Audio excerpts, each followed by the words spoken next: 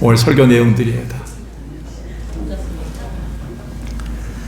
요즘의 교회 현실과 사회 분위기에 비춰볼 때 정말 지금이야말로 우리가 추구하고 있는 개혁주의 3대 원칙, 바른 신학, 바른 교회, 바른 생활이 정립되어야 될 시기라고 생각합니다.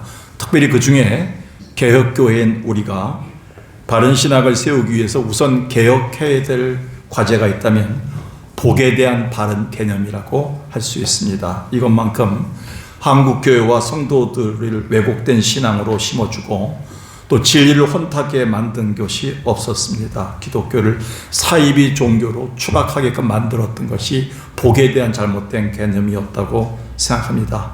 그러다 보니까 한국교회, 특히 현대교회와 성도들 중에 다수가 하나님의 거룩한 이름, 예수의 이름을 마치 자기 소원 성취를 위한 수단으로 사용하는 무당 종교로 전락시켰다고 해도 과언이 아닙니다.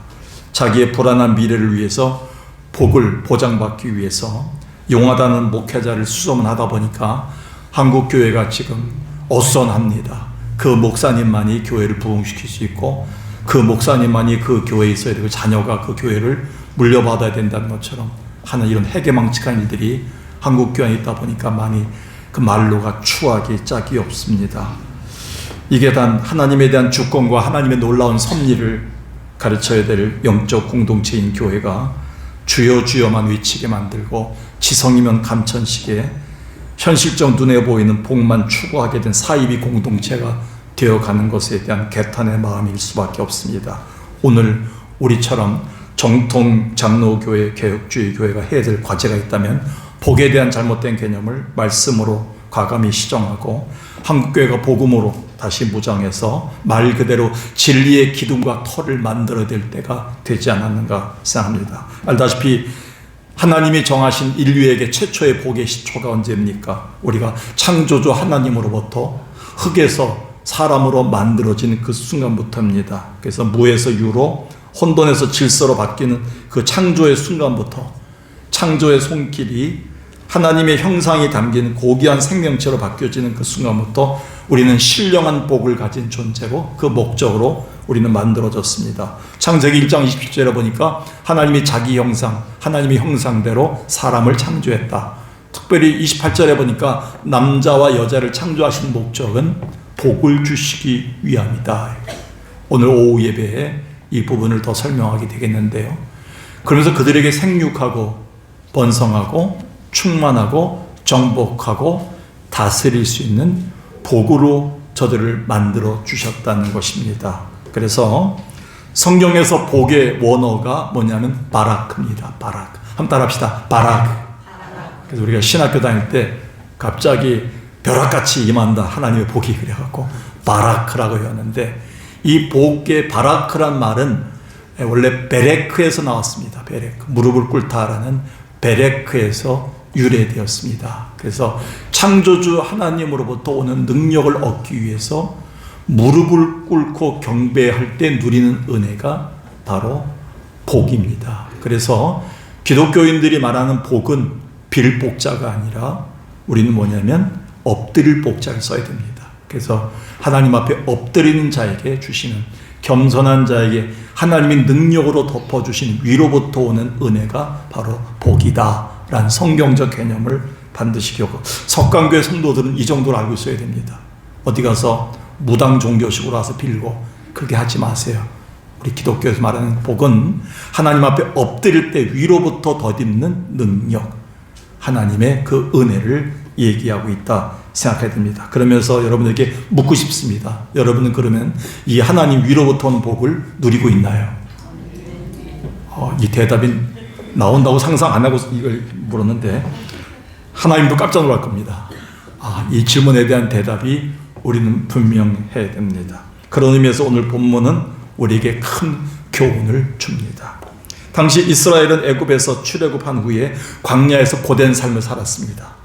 그럼에도 하나님의 보호하심이 있었기 때문에 여러 난관들을 이길 수 있었고 오히려 저 나름대로 평안을 누리고 있었습니다. 근데 그 하나님의 백성들의 평안과 번성을 시기하는 집단이 있죠. 물론 안 보이는 곳에 있는 마귀죠. 마귀가 사주에서 모압 왕 발락을 사주합니다. 그래서 발락의 마음이 갑자기 완악해지면서 이방 선지자 발람이란 선지자를 불러옵니다. 불러와서 저 이스라엘을 저주하게 하라. 어떤 주술적인 행위겠죠. 저 이스라엘을 네가 저주하는 그 기도를 드리면 저 이스라엘 선들이 저주를 받을 것이다. 이렇게 얘기합니다. 그게 바로 우리가 말하는 본문 중에서 22장 5절 6절입니다. 이 지면에 덮어서 번성하게 되었는데 가만둘 수 없다. 너를 부른 목적은 저들을 위해서 네가 저주했으면 좋겠다. 이렇게 얘기합니다. 근데 이 말을 들었던 발람은 그가 사이비 선지자일지라도 하나님께 먼저 묻습니다. 하나님을 두려워했죠. 하나님, 여차여차한데 제가 저들을 저주해야 될까요? 하나님 백성들을. 그렇게 하니까 하나님께서 아니다, 단호합니다. 오늘 여기 메시지의 대답입니다. 오늘 우리가 4번 읽어야 될 구절입니다. 12절 한번 읽어볼까요? 시작. 하나님이 발람에게 이르시되 너는 그들과 함께 가지도 말고 그 백성을 저주하지도 말라. 그들은 복을 받은 자들이니라. 아멘. 오늘도 하나님이 여러분을 힘들게 하고 여러분 가정과 자녀들을 힘들게 하는 사탄 마귀를 향해서 하나님이 이렇게 예배드리고 나온 여러분들을 보면서 이렇게 사탄에게 경고하십니다. 건들지 말라. 내 백성이다. 그게 하나님의 복입니다. 오늘 우리가 분명히 알아야 될 하나님 백성의 정체성이고 저력인 것입니다. 그렇다면 오늘 우리가 이 땅에 복을 받은 자로 산다는 것은 어떤 의미를 갖고 있나요? 3가지를 잘 새기십시오. 내가 오늘 복을 받고 복을 누린다는 것은 과연 어떤 삶을 얘기하는가? 3가지를 기억합니다. 첫 번째 시작. 무엇보다 하나님의 백성답게 사는 거예요. 오늘 이제 가만히 보니까 여러분들의 얼굴을 보니까 예배당 들어온 모습 보니까 마치 타종교, 불교를 다니는 우리 참으로 그런 분들 보살같이 108번뇌를 쥐고 다니는 사람들이 많이 왔더라고. 얼굴은 참 망했다고 생각하고 이란에게 전쟁이 났다고 이제 주식값도 떨어진다고 생각하고 금값 올라간다고 생각하고 이제 어떻게 살 것인가 때문에 막 막막한 108번뇌를 쥐고 온 사람들이 우리 교회 오더라고. 그래서 보살들이 이렇게 오지 우리 교회를? 하나님 백성다운 발걸음, 하나님 백성다운 모습이 아닌 것 같아요. 근데 무엇보다 하나님의 백성답게 사는 모습을 가질 때 우리는 복을 갖고 산다고 얘기한답니다. 당시 세상 사람들이 눈으로 볼 때 이스라엘의 형편과 처한 현실들은 복받은 게 아니었습니다. 400년 넘게 종살이 하다가 나온 다음에 아직 거처할 집이 없어요. 홈리스였어요. 농사나 목축업으로 정착할 땅 한 평도 갖지 못한 나그네 처지였어요. 그럼에도 하나님은 이스라엘을 향해서 여전히 복받은 자라고 이렇게 선포하십니다. 왜 그럴까요? 그것은 저들이 지금 창조주 하나님을 믿고 그것으로 인해 저들은 현재 하나님의 친히 보호를 받고 있으며 그리고 궁극적으로는 축복의 땅으로까지 인도해 주신다는 분명한 약속을 받고 있는 하나님의 백성이기 때문에 그렇습니다. 우리는 다른 건 다 차치하고 돈도 없어요. 집도 없어요. 내 몸도 아파요. 모든 건 다 차치하고라도 누구의 백성 된 거? 하나님의 약속을 받은 백성, 하나님의 보호를 받은 백성이 됐다는 것 하나만 가지고도 우리는 복받은 백성이라는 거예요. 하나님 그렇게 못 박아 주셨다는 거예요. 12절 보세요. 하나님이 이렇게 그 백성을 저주하지 말라. 그 백성이 뭐예요? 누구 백성이에요? 하나님의 백성이에요. 여러분, 대한민국 백성을 이렇게 말씀하지 않았어요.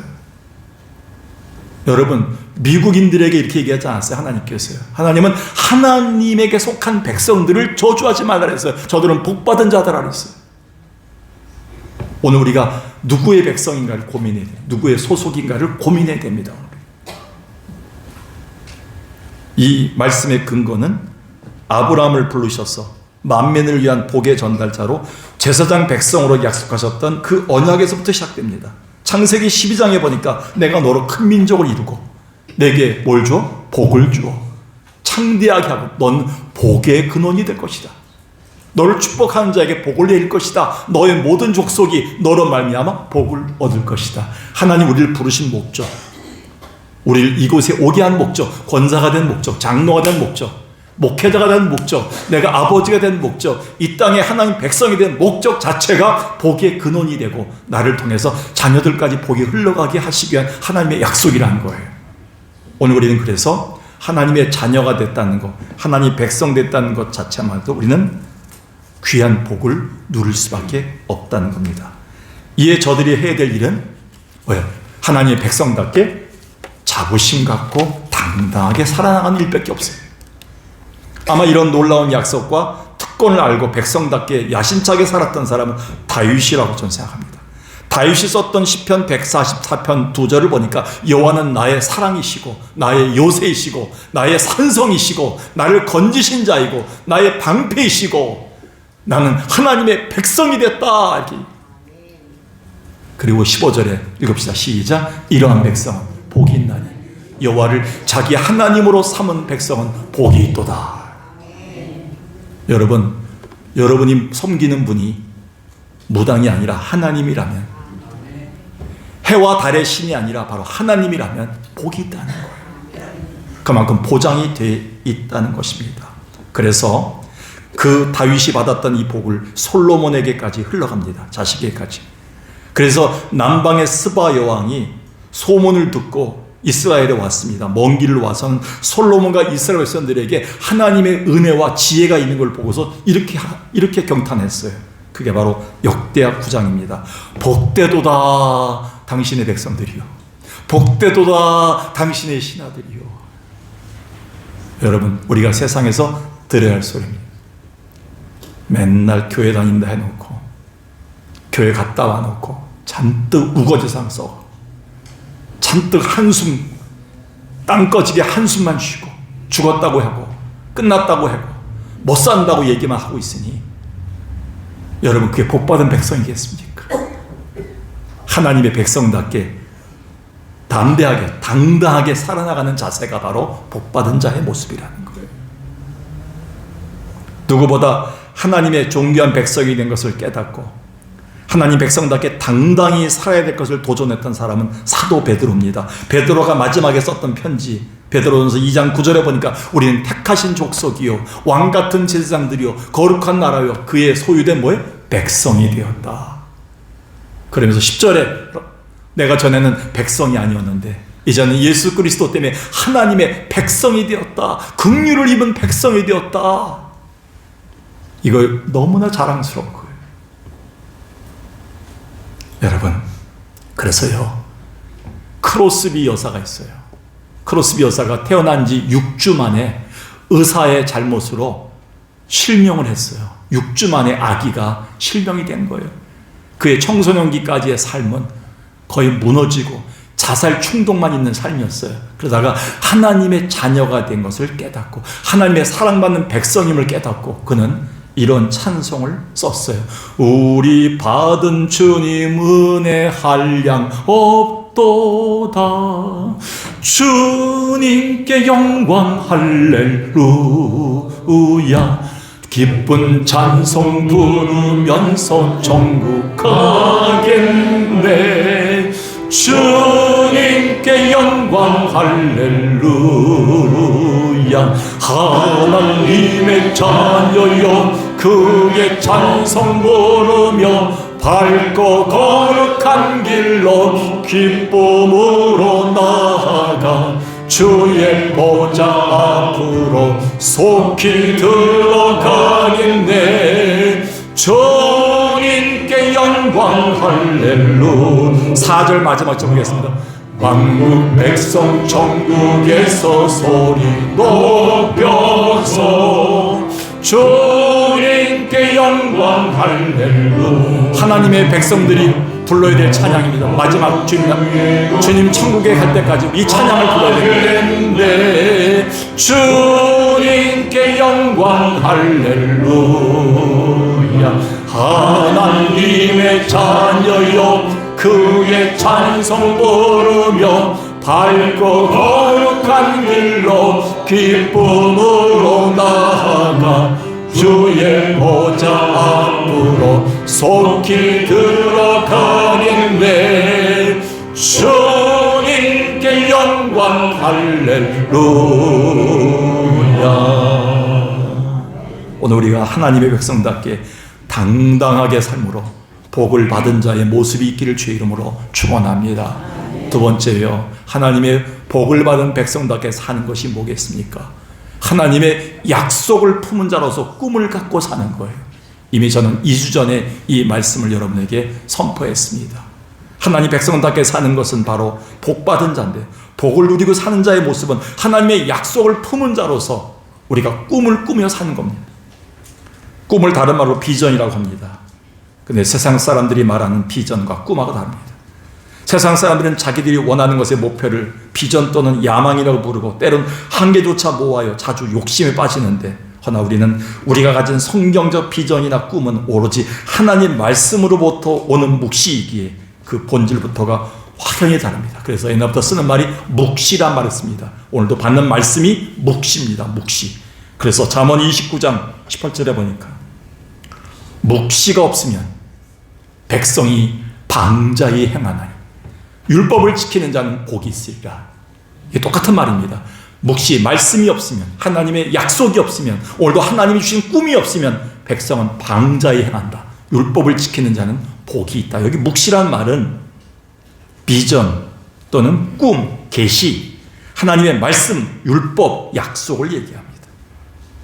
그런데 여기서 방자히 행한다, 이 말이 번역에 있어서 어려움이 있습니다. 여기서 우리가 주목할 말이 하나님 백성들에게 있어 약속에 대한 꿈과 계시가 없을 때 방자히 행한다. 한자로 볼 때는 스스로를 자제하지 못하게 된다는 뜻이지만, 히브리어 이파라를 보면 벌거숭이가 되다, 멸망하게 되다, 사라지게 되다. 그래서 킹 제임스 버전이라는 영어 성경이 정확하게 번역했습니다. 페리쉬라고 해서 망하게 된다, 사라지게 된다, 멸망하게 된다. 하나님의 꿈이 없는 백성은요, 사라집니다. 이 땅에서 꿈이 없는 자녀들은 사라집니다. 하나님에 대한 기대감이 없이는.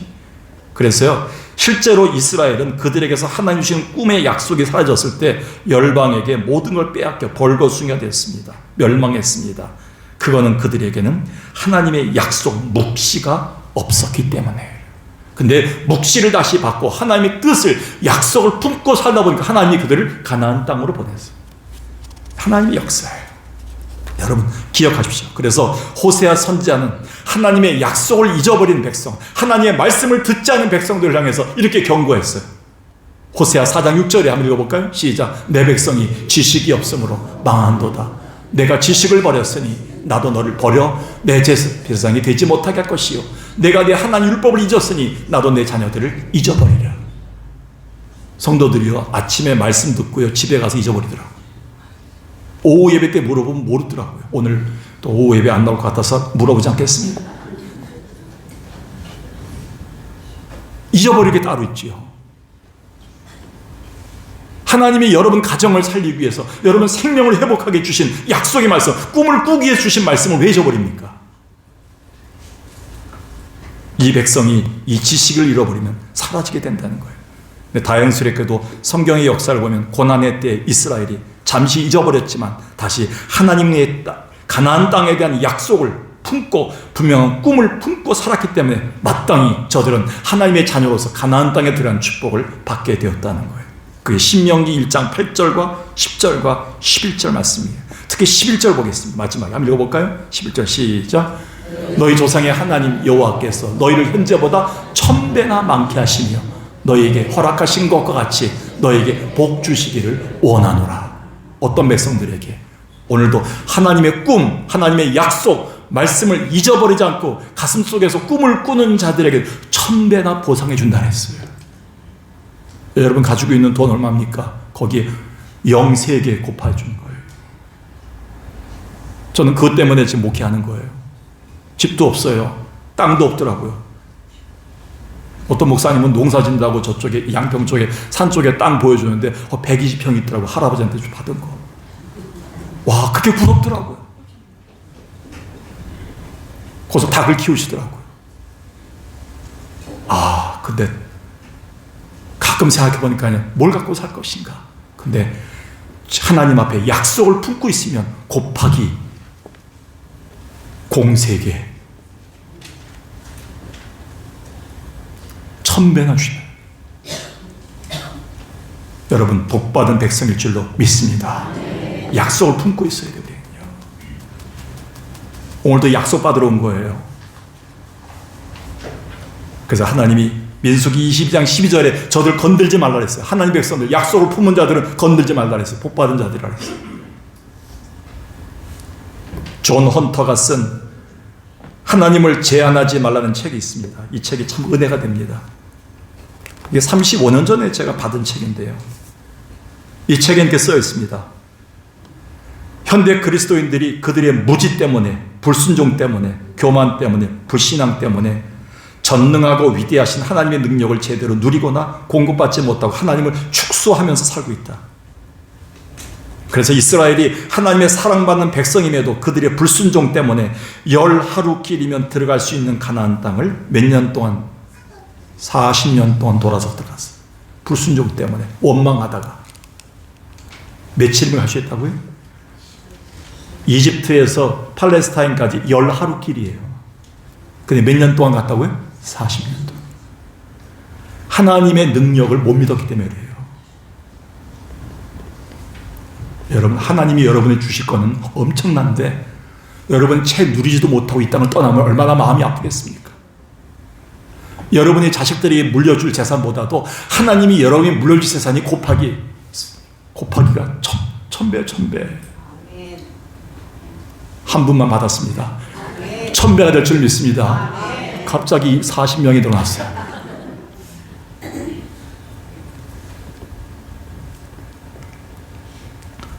그래서 여러분들, 여러분의 생각과 판단과 여러분의 계산대로 하나님의 능력을 축소하거나 제한하지 마세요. 하나님이 여러분에게 주시는 약속은요, 그 꿈은요, 무한대입니다.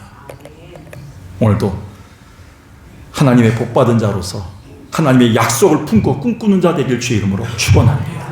마지막 세 번째입니다. 읽어볼까요? 시작. 하나님의 보호하심을 확신하면서 사는 것입니다. 이스라엘이 광야 40년을 지나는 동안 하나님의 철저한 보호하심이 없었다면 아마 그들은 모두 죽었을 겁니다. 저희 교회에서도 사우디아라비아 갔다 오신 분들이, 쿠웨이트 갔다 오신 분들이 있어요. 옛날에 일을 위해서. 근데 거기는 낮에가 50도예요. 어느 때는 60도예요. 여러분, 샌들 신고선 그 50도 되는 그 더위에서 걸을 수 있습니까? 다 타 죽어요. 발 다 망가집니다. 근데 그들이요, 놀랍게도 걸음을 띄우면요, 하늘 위에 구름 기둥이 이렇게 생겼어요. 구름이 시원하게 걸었어요. 밤에는 너무 추워갖고 얼어 줄 정도인데 밤만 되면 갑자기 불기둥이 생겨갖고 따뜻하게 저들을 보호해줬어요. 몇 년 동안? 40년 동안. 누가 하신 거예요? 하나님의 철저한 보호하심, 완벽한 보호하심이었어요. 이런 하나님을 믿고 있는데 우리는 뭐예요?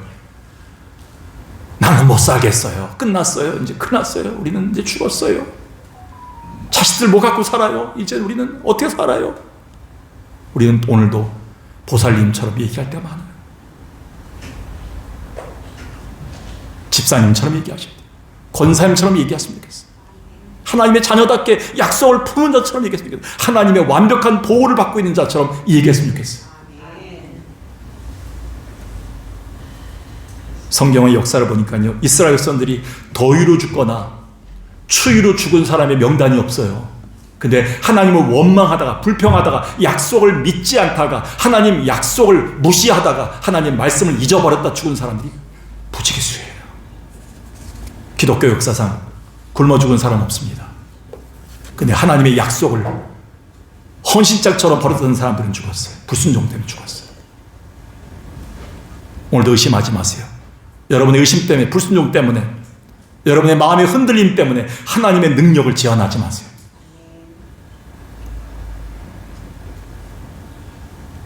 출애굽기 13장 21절 22절에 보니까 낮에는 구름 기둥으로, 밤에는 불 기둥으로 저들을 비춰줬다. 떠나지 아니했다. 여러분, 21절에 보니까 여호와께서 그들 어디서?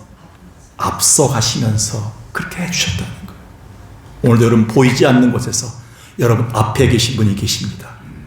그분은 여러분을 끝까지 보호해 주실, 품고 가실 하나님이십니다.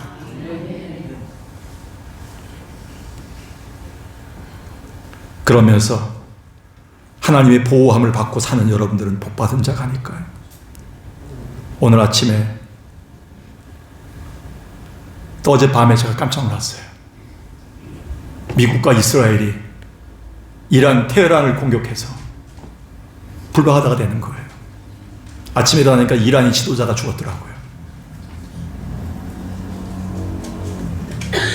많은 사람들이 댓글을 달았더라고요.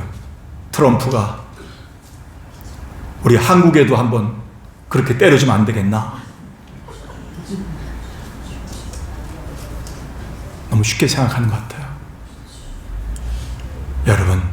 여러분을 보호해 줄 사람은 아무도 없어요. 여러분 끝까지 품을 사람은 아무도 없어요. 핵전쟁 가운데 여러분을 품고 죽을 사람은 아무도 없어요. 여러분, 이 약속을 주신 하나님일 줄로 믿습니다. 이것 때문에 우리가 매주마다 예배 때마다 주님의 계시, 묵시를 받는 거예요. 하나님의 보호하심을 받고 있는 거예요. 그래서 시편 105편에서 시편 기자는 이렇게 얘기했어요. 하나님의 기름 부음 받은 자들, 부르심 받은 자들, 주의 종들을 건드리지 말라. 내 선자들을 해하게 하지 마라. 내가 보호하고 있다. 옆에 계신 권사님들, 장로님들, 말로 건드리지 마세요. 심려를 끼치게 하지 마세요. 옆에 있는 성도들, 하나님의 부름받은, 기름 부음받은 사람들이에요. 하나님이 보호하는 자들이에요. 사무엘상에도 보니까요, 다윗을 죽이려고 혈안이 됐던 사울이요, 다윗 옆에서 안 보이는 손길이 있음을 알고 이렇게 고백합니다. 너무 두려운 나머지 이렇게 고백합니다. 그리고 다윗을 축복합니다. 그 내용이 사무엘상 26장에 내 아들 다윗아, 내게 복이 있을지어다. 내가 큰 일을 행하겠고 반드시 승리를 얻을 것이다. 자기를 죽이려고 했던 원수가 역전했어요. 다윗을 보면서 하나님의 복받은 백성이구나, 누군가 너를 지켜주고 있구나, 그걸 깨달은 거예요. 이게 전도예요. 이게 전도예요. 여러분, 오늘 여러분 이런 복을 누리고 있나요? 여전히 전능하신 하나님이 성령을 통해서 여러분을 눈동자같이 지키고 보호하심과 인도하심을 확신하고 있나요? 오늘 이런 분명한 확신으로 살고 있다면 좁은 길을 걸고 골짜기를 갈지라도 이 찬양을 부르면서 갈 줄로 믿습니다. 내가 매일 기쁘게 순례의 길 행감은 주의 팔이 나를 안보함이요, 내가 주의 금복을 받는 참된 비결은 주의 영이 함께함이라. 성령이 계시네, 할렐루야 함께 하시네. 좁은 길을 걸으며 밤낮 기뻐하는 것 주의 영이 함께하리. 3절만 부르겠습니다. 나와 동행하시고. 여러분의 염려 걱정을 알고 계신 분이 계십니다. 지금 그분이 이걸 알고 보호하신 분이구나. 내가 기쁜 마음으로 주의 뜻을 행함은 주의 영이 함께함이라. 아멘. 성령이 계시네, 할렐루야 함께 하시네. 좁은 길을 걸으며 밤낮 기뻐하는 것 주의 영이 함께 함이라. 기도하겠습니다.